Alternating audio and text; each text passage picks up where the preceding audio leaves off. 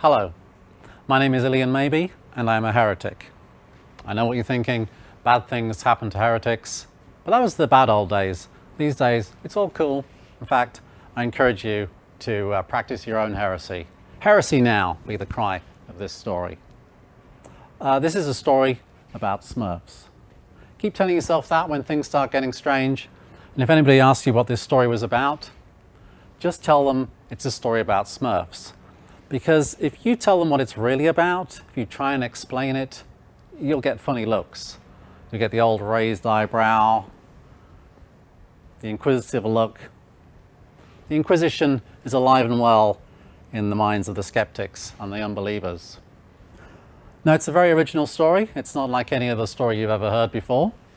Any similarities to other stories are entirely coincidental. Oh, well, of course, there is a slight resemblance to the Da Vinci Code. The story of a symbologist, if there is such a thing, who, while being on the run from the law for a crime he didn't commit, discovers or is made known to him a code in the work of Leonardo da Vinci that reveals the truth behind the Holy Grail, a secret so great that if revealed, it would destroy the very foundations of civilization. Well, the Smurfi Code is the story about how I found a code in the Smurfs that led me to the secrets of Leonardo and the truth behind the Holy Grail, a secret so great that if revealed, it will destroy the very foundations of civilization. Now, it's a picture story, because that's the way it's always been. This is a Sumerian cylinder seal. These things are about the size of a roll of quarters, engraved, and when you rolled it onto a piece of wet clay, you'd have the picture tell the story. This is the story this depicts is the oldest story known to mankind. This is the Epic of Gilgamesh. I like the story in the fact that it just casually mentions the Great Deluge. Still today we talk about the Great Deluge in folk tales around the world and the Bible. We assume that stories lose their meaning through the retelling through the centuries, but maybe it's just the names that change. The Smurfi Code is a story about something in the fabric of time showing. And Smurfs, of course. Now, Smurfs mean different things to different people. In Europe, they were comic book characters. In America, it was a successful cartoon. And in the UK, where I was born, they were little plastic figures that you got at a gas station. They were an incentive to buy more gas. Now, I never had a big collection. In fact, I only ever had one Smurf. Astro Smurf. But significantly, Astro Smurf was with me the night I discovered eBay. As I looked around my room looking for something to assess the value of, I saw this Astro Smurf and I thought, I wonder if these small mass-produced plastic toys have any value. Not so much. But I decided to collect Smurfs interacting with technology. Yeah, very cool. The ladies love a guy who collects Smurfs. That one worked out really well for me. But somehow having all of these Smurfs dotted around my computer, and I'd kind of noticed some idiosyncrasies in their design, certain anomalies that combined with my research as a tour guide on the open-top double-decker buses led me in some very strange directions. Now, the first part of the code, hidden in plain sight as it is, you'll see, is the fact that Smurfs live in magic mushrooms. That's right, they live in magic mushrooms. Imagine the fun they have hollowing them out. It's like an Amish barn rising, they all get together. Now, it's not just any mushroom, of course. They sleep in mushroom beds with big smiles on their bed. The red and white mushroom it's the mushroom icon. It's the mushroom that represents all other mushrooms in its red and white appearance. It's the Amanita muscaria, the fly agaric. There are many stories attached to the fly agaric about it, its connections to Christmas, being the brightly colored present underneath the pine tree, the Siberian shaman climbing through the chimney of the yurt with his sack of mushrooms. Maybe during the winter they'd be dried in a stocking over the mantelpiece and so on. All stories connected to the Midwinter Festival, which the mushroom storytellers will tell you was overtaken later on by the Christians. But the stories remain of the shaman drinking the reindeer's urine after the reindeer had filtered the toxins out in their liver, in their kidneys, and then flying off, so to speak, with the reindeers and bringing back gifts of knowledge and techniques and so forth. Maybe unsubstantiated stories, but stories told around the world nonetheless.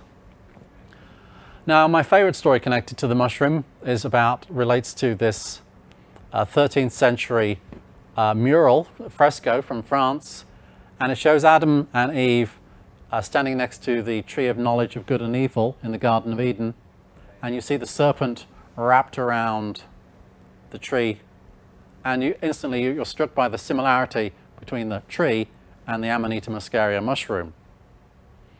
After all, which of the fruits of the garden can affect your language? Adam's apple is immediately over your larynx, and magic mushrooms affect your language forming areas of your brain, the cortex. Now, why is this significant to our code? Well, this picture was used as the frontispiece to a book that came out in 1970 called The Sacred Mushroom and the Cross. Now, in 1947, the biggest cache of biblical scrolls ever discovered was found in the area of the Dead Sea Scrolls. Now, the Catholic Church was all over this discovery. In fact, the only non-Catholic scholar on the team was John Allegro, an English linguist. Now, he received his allocation of scrolls in debris and little shattered parts of the scrolls, and as the task upon them was to reverse engineer the text back to their original language, and by going back through the Coptic and the Greek and so on, the Semitic all the way to the Sumerian texts, the cuneiform, John Allegro decided that words like John the Baptist and Peter, they all went back to the same root word, mushroom. And so he concluded that early Christianity was actually a fertility cult based upon the sacramental use of psychedelic mushrooms. And that's what this book was about, and that was the end of his career. That's right. They came knocking on his door, did the Inquisition. They said, you just can't say things like that. This was too much information for the world, they couldn't take it. They said, your work is flawed. You've made fundamental errors. But of course, the fact is, the other scholars didn't even publish their work for another 50 years. So were they censoring through the absence of their work? It's hard to know. Seems you can't have unorthodox ideas these days. I had one recently. I was watching the movie Contact. Now, in the movie Contact, they're trying to find intelligent signals emanating from space. And they find one such intelligent signal, and as they break down the signal pattern, they find the picture of a swastika. Not only that, it's a swastika on the arm of Adolf Hitler. Are the aliens Nazis, they ask? Well, as they see more of the picture, they realize that the very first major television satellite broadcast was from the Berlin Olympics in 1937. And so the idea in the book is the aliens were just getting back to us and saying, oh, we got your message, and this is our reply. Plans for a time machine.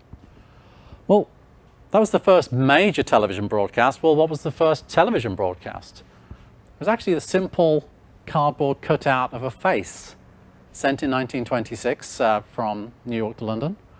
And, well, did the aliens ever get back to us from that message? Ooh, a famous face on Mars. Obviously, they carved this face into Mars rock, and we would see it and realize that they got our message. And that's what happened. Oh no, I shouldn't say things like this. Unorthodox ideas. We'll have the Inquisition knocking at my door. I'll say, don't be a fool, don't be stupid. We've come to debunk it. The face does not look like a human head in a space helmet. No, surely not. They say that the theory has been debunked. You're a fool to believe it. And they look at you, the final blow to the twitching body of the heretic. They say, we suppose you believe in little green men in flying saucers from Mars. Well, I certainly entertain the possibility. Ask any scientist if they believe in life on other planets, and they'll say, well, of course, there must be, statistically, life elsewhere in the universe. ask further and say, well, do they ever come and visit and check us out? Well, they wouldn't like to say, because they know that the Inquisition will come and knocking at their door. Do I believe in little green men in flying saucers from Mars? Well, of course, I actually believe in little blue men in flying saucers from Mars. Now, whether the Smurfs are flying around the universe in their unidentified flying saucers, ashtrays, or whether they're just out having a drink, maybe they're not. Maybe they're staying in, reading a book. Nice way to spend a winter evening. Or maybe some kitchen sink alchemy. Or maybe they just need to take a moment to relax. Now, whatever it is they do, they always do it wearing this hat. Now, it's a very significant hat. It's called a Phrygian cap, and in centuries past, it was connected to the worship of a particular god, the god Mithra. Now, Mithra was a Persian deity that spread throughout the Roman Empire with the soldiers. And we see this picture of Mithra, very a traditional image. There's the Smurf hat, the Phrygian cap. And usually you'll see Mithra killing a bull, symbolic of the zodiacal procession. Or you'll see him rising from the earth stone, the cosmic egg, as the Phrygian cap. Mithra was one of a long line of dying and rising gods throughout history. Here we see him with the Smurfy hat arising from the cosmic egg. And once again, with his followers, a scaly egg this time. The Mithraeums were kind of semi-subterranean temples with the reclining seats. You see the worshippers. This is from a museum's virtual website. And you see the altar at the end there. We don't have to rely on virtual Mithraeums. This is a picture from actual ruins. This is in the heart of the city of London, in the financial district. Very expensive real estate here, but they let the ruins remain. Now, I know this because I used to be a tour guide on the open-top double-decker buses in London, and my bus used to go along the road behind here from St. Paul's Cathedral to the Bank of England and beyond. There's a picture of me on the bus. But we don't have to, and other ruins are scattered around Europe. This one is on the border of England and Scotland. We see the altar. But seeing the altar stone there in the center with the cosmic egg, the earth stone, it reminded me of something else I'd seen on my tour bus days, namely a pineapple. Now, we were told that this was a pineapple. It's on Lambeth Bridge. Now, Lambeth Bridge goes between the Houses of Parliament on one side of the River Thames, all the way over to the other side, where you have Lambeth Palace. This is Lambeth Palace here. Lambeth Palace. And on both sides of the road, on both sides of the bridge, we have the obelisk with the pineapple. Now, we were told this was a pineapple because the church in the middle here has been deconsecrated, and it's now the Museum of Garden History. It's more of a tribute to a famous royal gardener, father and son team by the name of John Tradescant. Now, as the trade routes spread around the world, the Tradescants would travel and bring back exotic species and seedlings and saplings and cuttings for the royal parks and gardens, but also bring back anything else they could get their hands on, avid collectors that they were. And they set up something called Tradescant's Ark, and that stood just behind the church.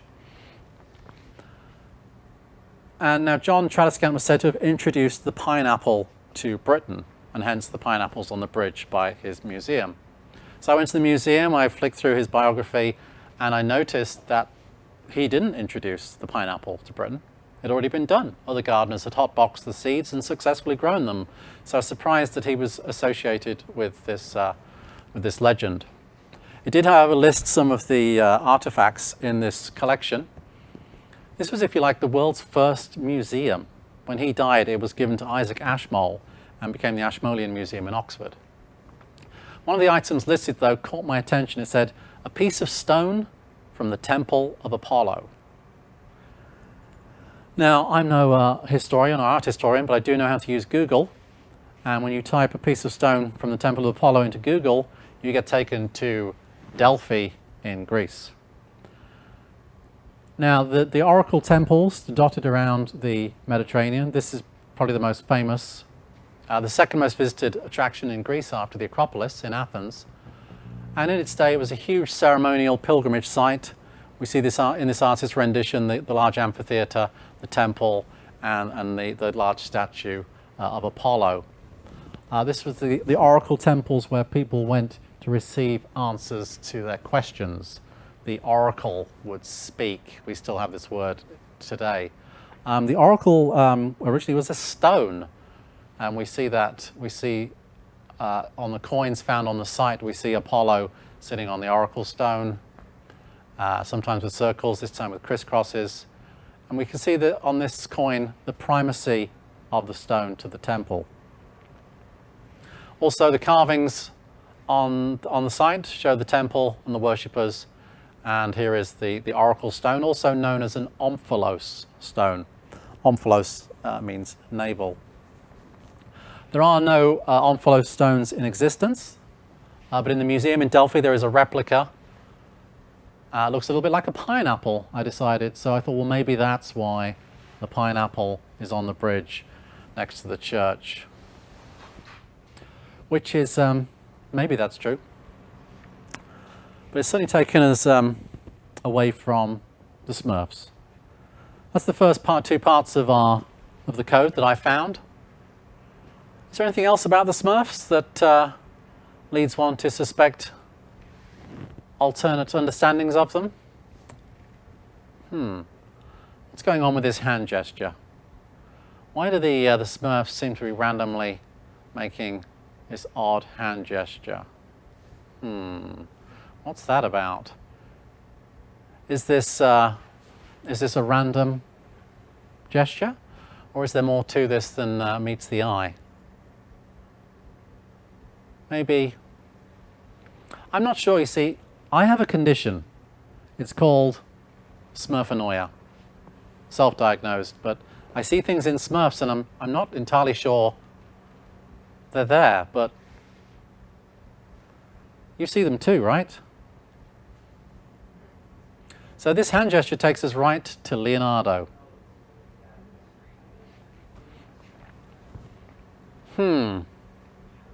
This can't be a coincidence. We see the hand, the beard, the book. This is actually Leonardo depicted by Michelangelo as Plato. But of course, so this glaring coincidence, similarity, takes us right to the Da Vinci Code. Now, as I mentioned earlier, the Da Vinci Code is all about the secret code implanted into Leonardo's work by himself, and centers very much around the Last Supper, one of the most famous paintings in the world. It too is a fresco. It's in very bad condition. Jesus sits with his empty-handed gesture at the heart of the table, signifying he has nothing, no Holy Grail, nothing of the like. Sitting on his left, we see John the Beloved, apparently, but it's a very feminine figure, and is often been interpreted by Dan Brown and others as being Mary Magdalene, and they were actually married. You'll see that Jesus is wearing the red top and the blue shawl, and Mary the mirror opposite, and in between them the V, the very definite V, the V being the chalice. The chalice represents their bloodline. The chalice is the Grail. The secret of the Holy Grail is the fact they were married and had children, and the bloodline continued and prospered. It's hard to make out some of this detail because, as I said, it's a very old mural. It was restored recently, and when we look at the restoration, you will see some detail comes out that you maybe couldn't see beforehand. There we are. Yeah, a lot more detail comes out in this slide. Now, Dan Brown didn't make this up. He took it from a book called The Templar Revelation. Now, it's a fantastic book. The Templars are the Knights of the Temple of Solomon, a very significant temple. This is what the certain sections of the Jewish community want to rebuild in Jerusalem, and of course they can't because the Dome of the Rock stands there right now. The Templars, during the Crusades, after the success of the First Crusade, they were given permission to set up camp in the ruins of the temple, and it's said they found a great treasure which they brought back to Europe and became phenomenally wealthy. The Templars are almost synonymous with the Crusaders, with their red cross and on the white background. They became very, very powerful, probably one of the richest organizations the world has ever known. Too powerful as far as the Pope was concerned, and he colluded to excommunicate them all and round them up. Many escaped, but those that didn't were tortured, and they confessed their sins. They confessed to acts of blasphemy and sodomy and defiling the cross, and one of their biggest heresies was of worshipping John the Baptist. John the Baptist, of course, the figure in the Bible, had his head chopped off at the request of Salome when she did the Dance of the Seven Veils for King Herod. It's an unlikely story given that John the Baptist was a very prominent figure in the world in those days. But that's the story passed down, that he came to presage Jesus and prepare people for his arrival. And the Knights Templar were said to worship John the Baptist as their Messiah instead of Jesus. Well, it seems so did Leonardo. The last painting Leonardo ever painted was of John the Baptist. This was on his chamber next to the Mona Lisa, looking down on his bed when he died. And this is the gesture we're looking at. This is the John gesture, signifying John the Baptist. And that's what we see the Smurfs doing, following the heresy of believing in the Baptist. It's in much of Leonardo's work. The only statue he ever made was of John the Baptist, the baptistry in Florence. And this slide depicts the sketching for a portrait. The hand gesture there signifying that this figure is John the Baptist, holding on to the leg of Christ. But the actual portrait, you'd be better off calling this Jesus ripping the head off of a lamb, the lamb being John the Baptist. So Leonardo signifying something about their relationship, putting that into the work. Notice this didn't get into the Da Vinci Code, far too heretical for that kind of book. Now, posed aggressively in Jesus' face in the Last Supper, there is that hand gesture. Don't forget John the Baptist. It seems to be signifying something about their relationship. A relationship which the church had a great problem with. Because John baptized Jesus. Why does Jesus need to be baptized? He's the Son of God, in Immaculate Conception. So they created a scenario whereby Jesus met John when they were babies, and Jesus gave John permission to baptize him when they were older. Leonardo received the commission, and he painted this famous picture, Madonna on the Rocks. So we have the picture here of John the Baptist receiving the benediction from Jesus.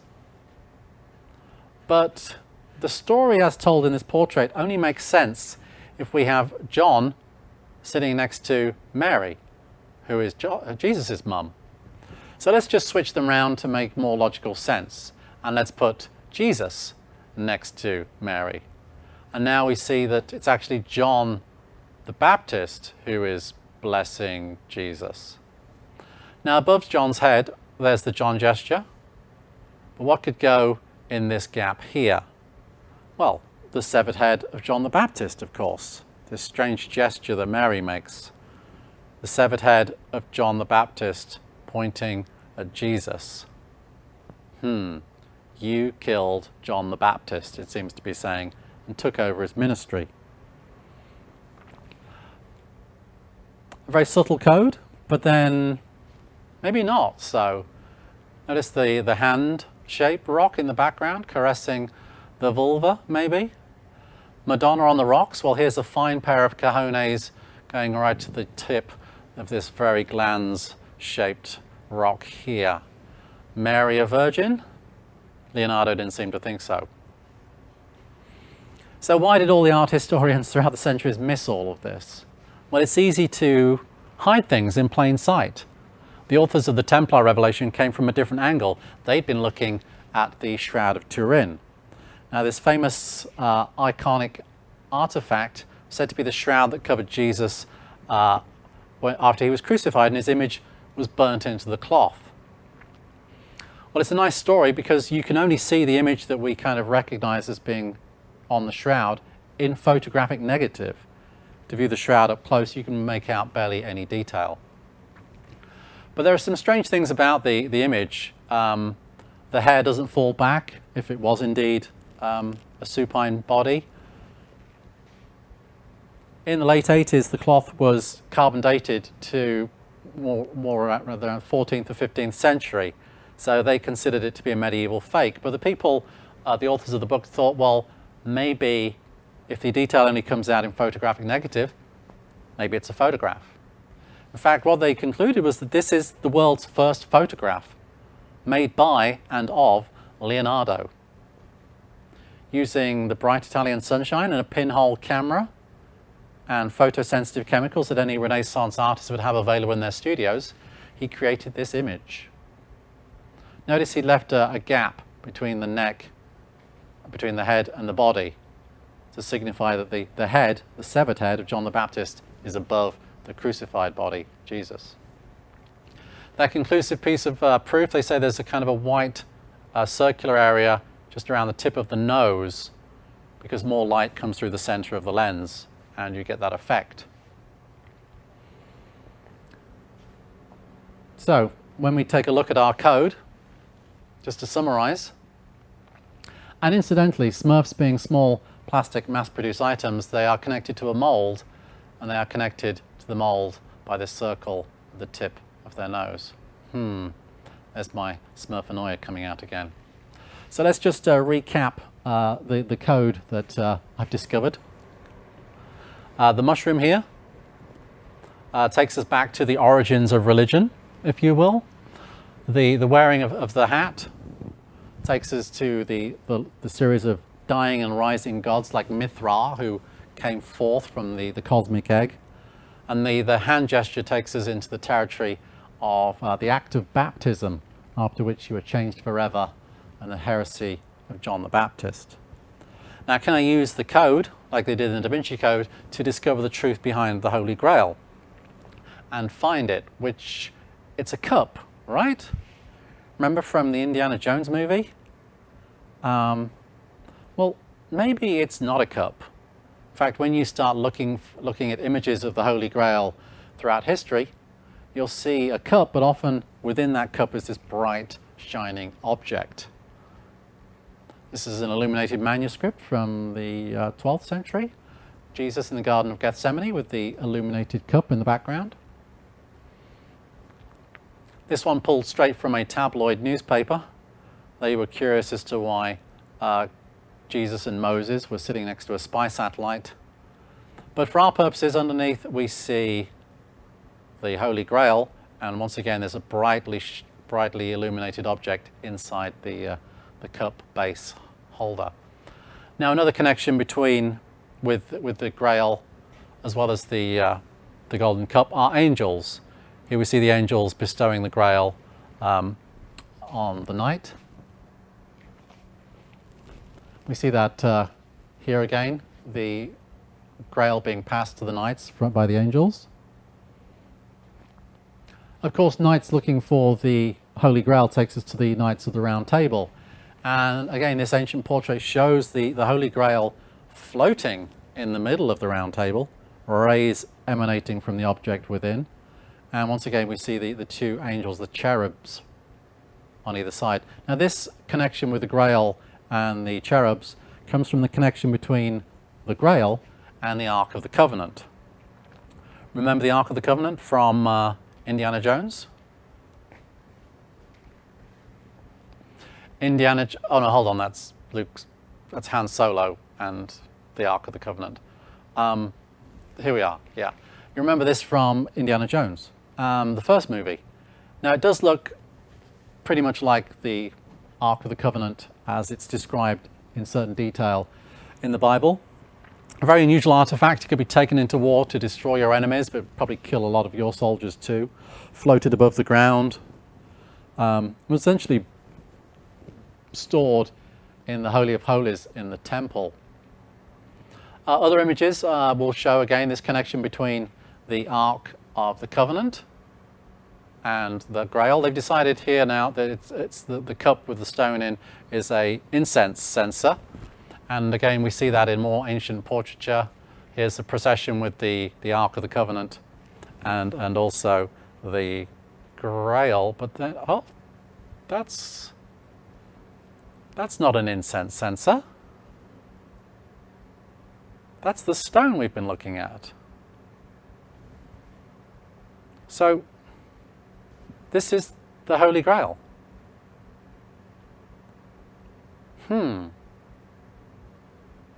So how can that be? Where do these stories of the Holy Grail come from? Well, they're actually medieval romance poems. The first spread by the troubadours as they travelled throughout northern Europe. They would sing songs of courtly love and epic tales of questing for the Holy Grail. Troubadour Smurf. Now, the first Grail romance that we know of is very vague about what the Grail actually is. But the second one, Parzival by Wolfram von Eschenbach, is far more particular about what the Grail is, and we just go find a translation of the book, and what do we discover? However ill a mortal man may be, from the day on which he sees the stone, blah, blah, blah, blah, blah, blah. For anyone were to look at the Grail for 200 years, he would have to admit that blah, blah. Does the stone confer on mortal men that their flesh and bones are made young again? This stone is called the Graal. See, it always was a stone until the Christians came along and they needed to turn it into a story about their chosen Messiah. This is why, if you were depicting a statue, making a statue depicting the Son of God, like this famous one in Montserrat, you have Jesus holding the Holy Grail. Not an artichoke, not a pineapple, not a pine cone, but the Holy Grail. This is the Holy Grail, and that's what this story is about. Oh no! Don't tell anybody. The Inquisition will come knocking on my door, but for now, I think I'm safe. I'm amongst friends. So that's the main body, the theory, over with. In the second half of the story, we're going to go on a quest for the Holy Grail. We're going to travel around the world seeking to back up my theory and see if we can prove that indeed the Holy Grail is this stone. Now, the first part of our journey, our epic quest for the Holy Grail, starts in London and at St. Paul's Cathedral. A magnificent building.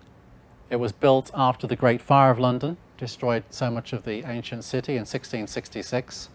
It's where all the royal weddings happen, built by Sir Christopher Wren, this master architect. And it really is a magnificent facade.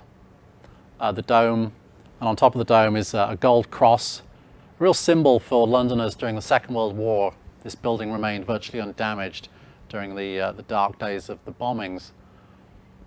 But what's this?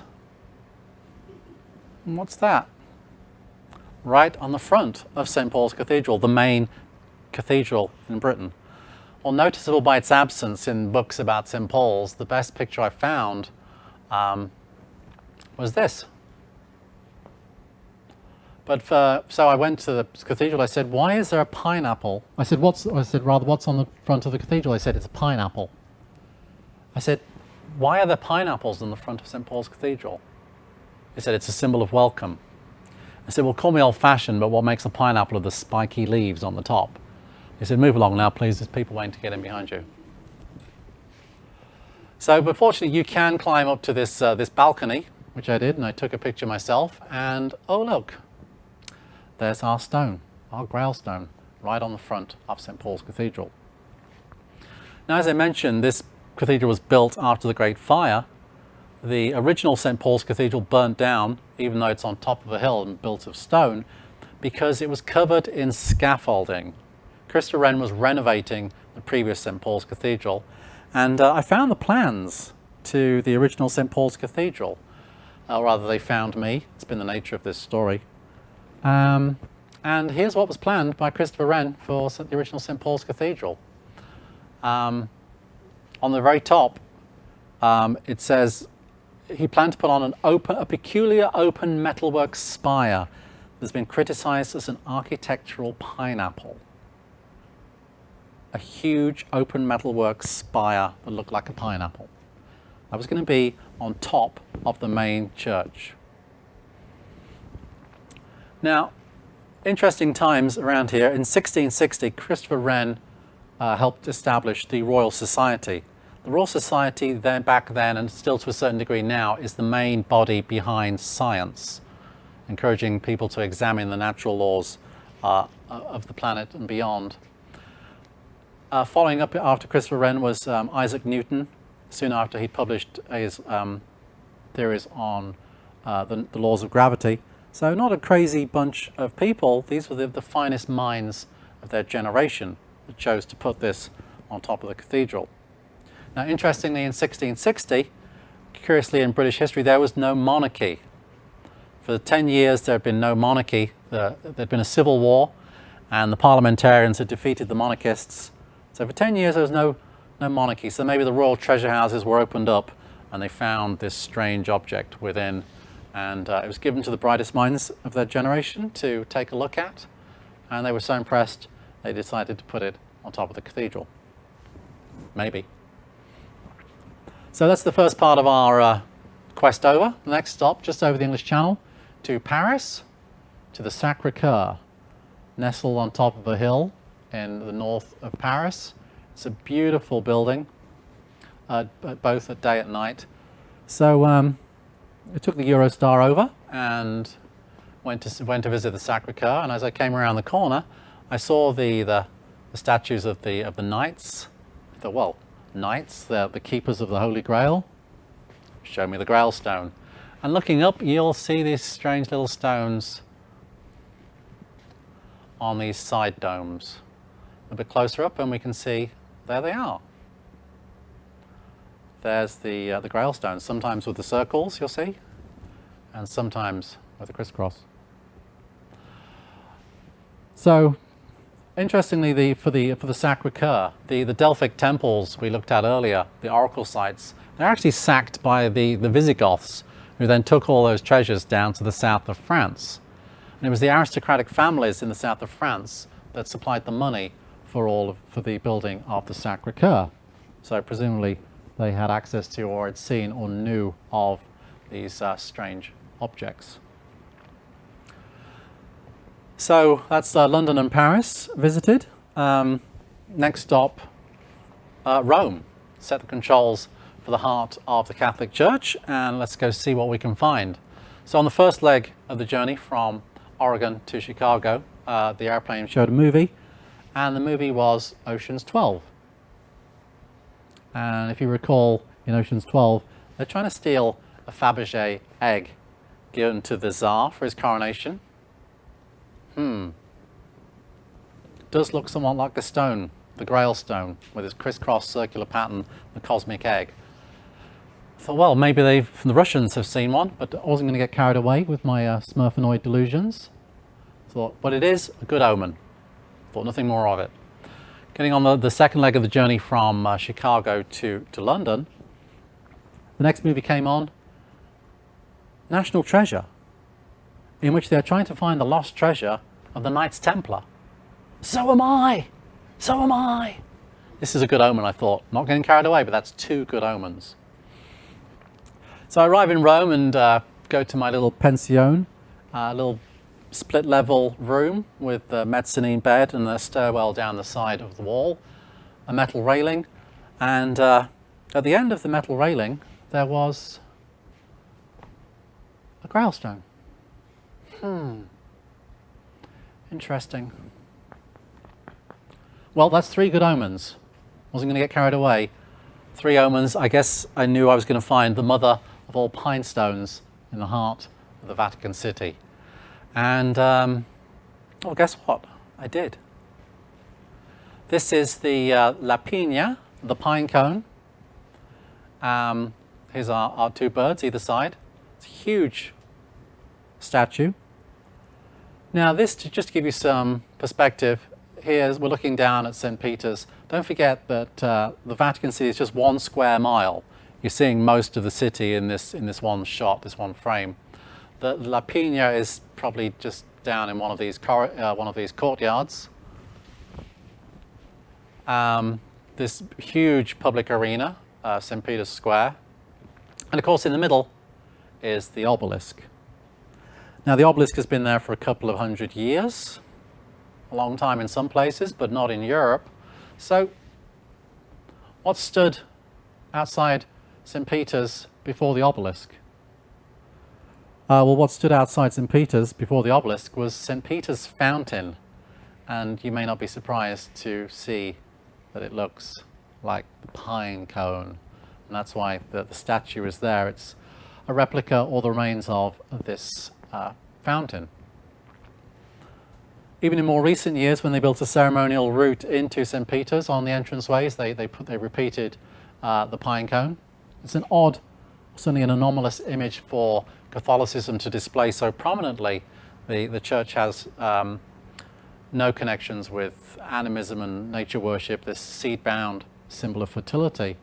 So it seems strange that they should put it there so prominently. Begs the question, does the Pope know about this? Does he know about this Grail stone? Does the Pope know? I think he probably does. Now, we haven't seen the papal tiara for quite some time. The last 3 popes have chosen not to have the tiara manufactured, but throughout history, every pope had the papal tiara manufactured. It's always along these lines, always slightly different, but there it is. It's a magnificent hat. Never go up against the Pope in a hat contest. You'll get your ass kicked. It's just the most magnificent hat. My favorite depiction of the papal tiara is on a ceremonial coin, and they make the hat look like a flying saucer flying over the planet. Here, look. Beautiful. So this is the Pope's fancy hat for fancy occasions. Day to day, he doesn't want to look stupid, so he just wears his bishop's mitre, his mitre, or in Latin, mitra, mitra, mithra. In fact, the mitra simplex, the simplest form of the bishop's mitre, is a simple silk white conical cap. Methinks the Roman Catholic Church is still worshipping those Roman gods. After all, why does Jesus rise out of the pine cone stone here? See, hidden in plain sight. We mentioned the Russian royalty with the Fabergé egg. Well, what kind of hat do they wear? Does it look like a big gold pineapple? A flying saucer? Yes, tick all of the above. So, as you can see, I sleep with a big hubristic grin on my face at night, knowing that I've discovered this huge conspiracy. All the old religions seem to be have this icon central to their major temples. But what about in the New World? What about over in North America? Any temples displaying this unusual shape? Well, let's set the controls for the heart of Utah to the Mormon Church. And here we see on one of their main buildings the beehive surrounded by the birds. And this ties in the story of the Book of Mormon. Just a quick recap, the angel comes down and tells Joseph Smith to dig in a certain area, and he finds a box of gold plates, but he can't translate the text on the plates. The angel says, okay, look in the box and you'll see there's the Urim, some goggles, and the Thummim, breastplate. And once he dons them, he can suddenly translate the texts on the plates, and this becomes the Book of Mormon. And it tells the story of a lost tribe of Israel traveling from the Middle East to the middle of America, and they bring with them a beehive. hence the beehive. Of course, we can't check that translation because they won't admit to the reality or not of the plates or indeed the magic goggles. Following after Joseph Smith was Brigham Young and his house. Yep, there it is. There's the beehive once again. Does look like a beehive, but they did go to the trouble of putting it onto a replica of the Holy of Holies from the Temple of Solomon. See the shape here? And this miniature of the Temple of Solomon. This is what they want to rebuild in Jerusalem. As I mentioned, this was housed to hold the treasure, the Ark, the Grail, the menorah, and so on. The treasure in the temple. Treasure in the temple sounds like a job for Indiana Jones. Well, we looked at the pictures from the first and the third movie. What about the second Indiana Jones movie? The Temple of Doom, when he's trying to get his hands on the stones that glow in the temple. Look, stones that look like this, with the 3 bands that we saw on the tiara and so on. Now again, George Lucas didn't make this up. All the temples in India have in their Holy of Holies the altar, often with the spout, and in the center a lingam stone. But there it is, our brightly coloured gold egg. Now again, as we saw in our previous visits to architectural temple sites, the carvings depict the activity within, and here we see in the Holy of Holies room for a few people. Here's the altar with our stone on the top. But as we saw with Mithra and Apollo and these other dying and rising gods, we see the Hindu gods emerging from the stone. We see the Hindu gods emerging from the stone. The Hindu gods emerge from the stone. The Hindu gods are blue. Of course they are. And finally, the last piece of the Smurfi Code falls into place. The Smurfs are blue, like Krishna, to point us, to lead us in the direction of Hinduism and the central place occupied by the stone in their religion. You may think that this is all coincidence, but let me tell you, the Smurfs know about this. These architects of merriment, they know what's going on. They toy with us, not the other way around. So when Indiana Jones finds the stones by following a clue on a piece of parchment.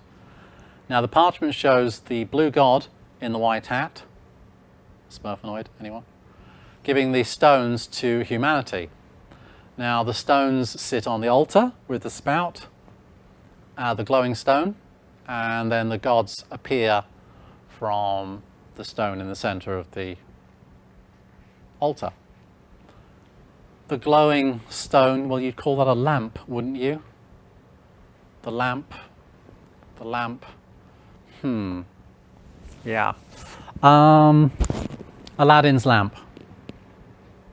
Incidentally, why are genies depicted as being blue with white hats? Is it just me? Blue, white hats? Then we realize that the story of Aladdin's lamp is the story of Allah's jinn. Allah's jinn. The genie of Allah comes out of the lamp. It's the same story from a different cultural viewpoint. I knew there's something more to that story.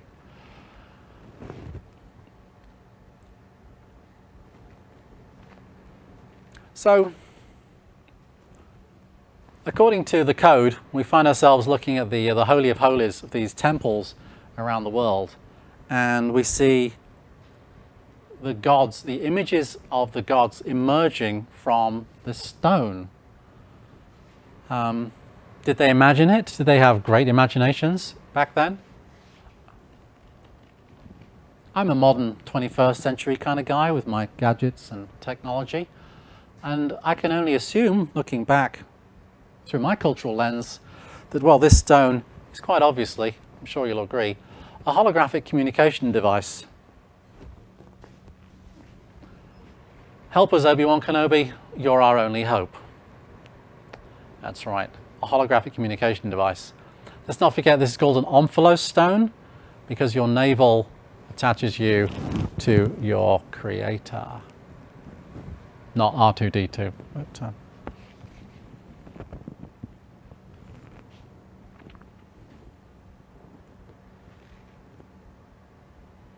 I am essentially saying that the Holy of Holies of the ancient temples was a glorified telephone box.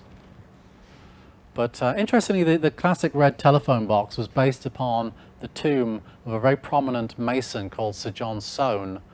And we noticed that on top of the tomb that inspired the telephone box is our communication device right there. So maybe the masons had a good idea, a handle on what this thing was. I suppose my ultimate Smurfinoid delusion would be, say, a blue telephone box with the light on the top travelling around the universe. Yes, indeed, yes. So all this talk of Star Wars and Doctor Who takes us back to, well, those little green men in flying saucers from Mars. Now this shouldn't be too much of a surprise because such imagery surrounds us on all the ancient ruins. This kind of winged disc we see carved in these Assyrian temples. Prior to that, the Babylonian carvings depict the same thing. Here's a familiar scene. We see the two figures standing. There's our winged disc flying above, and below we see the tree of knowledge of good and evil. The two figures are Adam and Eve style. But then we see the winged creatures on either side. They have the little pail here, and then up we see them holding something. I wonder what that is. I wonder what that could be. Well, there it is. There's our stone. Possibly the earliest depiction of the stone.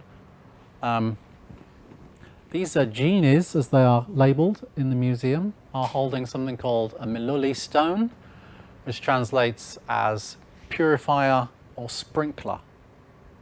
Purifying and sprinkling. We're getting back to that idea of the baptism as they hold the stone next to the pail.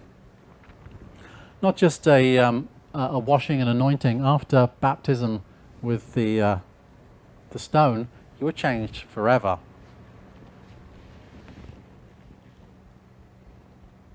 Now we can go back to the where we started this story with those Sumerian cylinder seals. Once again, we're seeing the same image with our winged disc and our winged creatures. But this time the tree is taking on a rather peculiar appearance, looking more like a pillar with various levers. And on the top we have the seven-branched object. Well, of course, the seven-branched object connected to the Holy Grail is the menorah. This is a depiction on the Arch of Titus in Rome, and it shows the sacking of that temple and the contents being taken away. It's a very peculiar candlestick. And of course, the story of the menorah is all about the lamps that didn't go out. The lamps, of course, this thing glows in the dark. So maybe there were 7 of them originally. We've seen them dotted around the world. We've seen one over in the Americas. We've seen the Royal Society having one. We've seen the French royal families having one, the Russians having one, and so on. So maybe originally there were 7 of these mysterious Grail stones. When we see old depictions of the Temple of Solomon, we see at the very center here, here's the Holy of Holies with the Ark of the Covenant, and beyond that we see the menorah, the shrine, and this would be our Grail stone depicted as a fountain. Don't forget the Grail stones on the altars have the spout, and there's the act of baptism. Water is somehow involved with this strange object, and presumably they filled these massive bathtubs outside with water and then spread it around the congregation. The treasure lists of the temple list hundreds and hundreds of gold and silver bowls, presumably to take the water out of the large basins and distribute it. So, given what we know in this connection with water, can we finally work out what Leonardo was actually encoding in his work through the insertion of John the Baptist?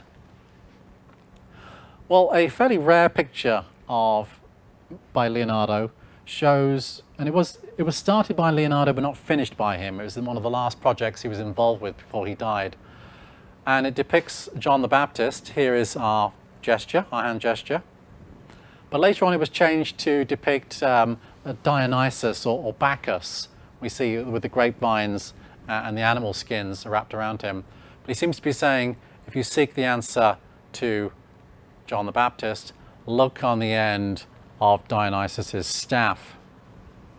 Well, we can't see what's on the end of Dionysus's staff. Either Leonardo didn't want us to see, or it was painted over. We may never find out. If only we had a pair of those magic goggles and we could look. Magic goggles? Google. Of course.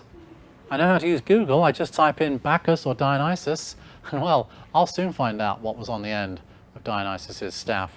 It was this strange object that looks sometimes like a pine cone and sometimes like a pineapple and sometimes like an egg. Here's an interesting one. Here we see Dionysus as the tree himself.